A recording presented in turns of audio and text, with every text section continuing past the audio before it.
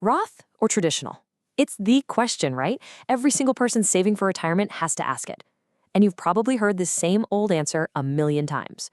Oh, it just depends on your tax bracket. But you know what?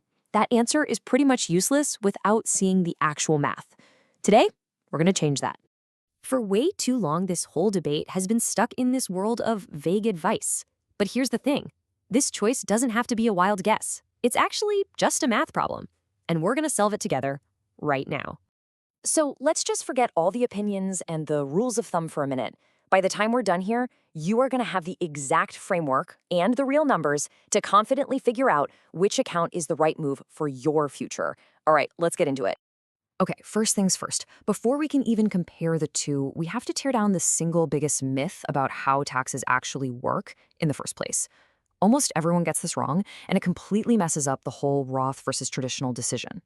This right here, this is the thought that leads so many people down the wrong path. Now, if you've ever thought this, hey, don't worry, you are in good company. But here's the good news. This idea is completely 100% false, and understanding why is the key that unlocks this entire puzzle.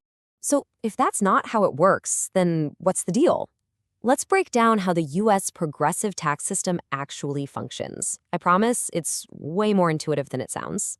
I want you to imagine your income for the year isn't just one big pile of cash. Instead, picture it as a stream of water that's filling up a series of buckets, one after the other. And each of these buckets has a different tax rate printed on the side, starting with the very lowest one.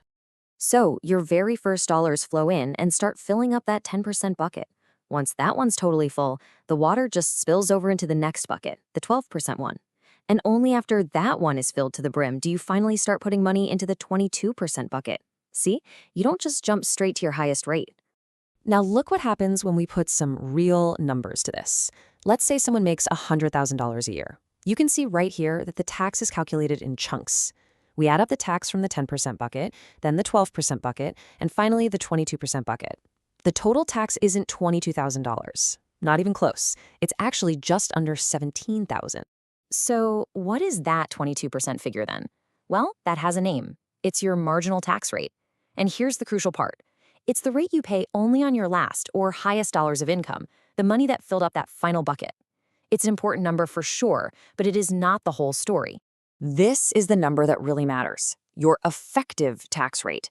It's your total tax bill divided by your total income. And for our $100,000 earner, it's only about 17%.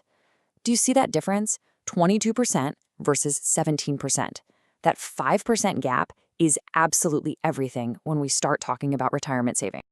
Okay, so now that we actually get the difference between our marginal and effective rates, we can finally apply that knowledge to the real heart of the Roth versus traditional decision. Let's just break it down really simply. With a traditional account, you get your tax break now, today. The money you contribute lowers your taxable income this year, but you have to pay income tax on every single dollar you pull out in retirement. A Roth, it's the complete opposite. You pay the taxes now, upfront. But in retirement, every single withdrawal, your money and all the growth is 100% tax-free. And that right there brings us to the single most important question you have to answer for yourself. Are you better off paying taxes today at your current marginal rate, or are you better off waiting and paying them in the future at whatever your tax rate is going to be then? It's really a strategic bet on your own financial future. So let's see how this plays out for a few different people. Look at the high earner. For them, the choice is pretty clear. They get a really valuable tax deduction at their high 24% rate today, and they expect to pull that money out at a much lower 12% rate in retirement. That is a huge win for traditional. But for the mid-earner, who's already in a low 12% bracket, the Roth is super compelling. It lets them lock in that low tax rate for life and protects them from any tax hikes down the road. But wait, the decision isn't just about comparing two tax rates. There are some really powerful, kind of hidden factors at play that can completely flip the math on its head. Let's dig into what those are. So these are the four big game changers that most people miss. Something called required minimum distributions, or RMDs, how your Social Security can get taxed, the big question mark about future tax rates, and this subtle little advantage for people who are maxing out their accounts. First up, RMDs. What are they? Well, once you hit age 73, the IRS basically forces you to start taking money out of your traditional retirement accounts. And why do they do that? Simple. They haven't gotten their tax money from you yet, and they want their cut. And this right here is a massive advantage for the Roth. With a Roth IRA, you are never forced to take a distribution in your lifetime. Not once. You can let that money grow 100% tax-free forever if you want to. It gives you complete and total control of your money and how much taxable income you have in retirement. Okay, this next one is a real shocker for a lot of people. The money you pull out of your traditional 401k or IRA, it counts as income. And if that income gets high enough, it can actually cause up to 85% of your Social Security benefits to become taxable. But because Roth withdrawals are tax-free, they don't count in that calculation at all. It's a huge deal. And then there's the uncomfortable truth about the future of taxes. You see, the current low tax rates we have right now, they're all set to expire after 2025. That means rates are very likely going to go up. So making a Roth contribution today is like locking in today's rates, which could be a really brilliant strategic move to protect yourself from that future uncertainty. Phew. Okay, we've covered the real math, the big core question, and all those tricky hidden factors. So now, let's just boil all of this down into a simple, practical playbook you can actually use to make your choice. Here it is. If you're in the 22% bracket or lower, the lean is pretty strongly towards the Roth. Why not lock in those historically low rates?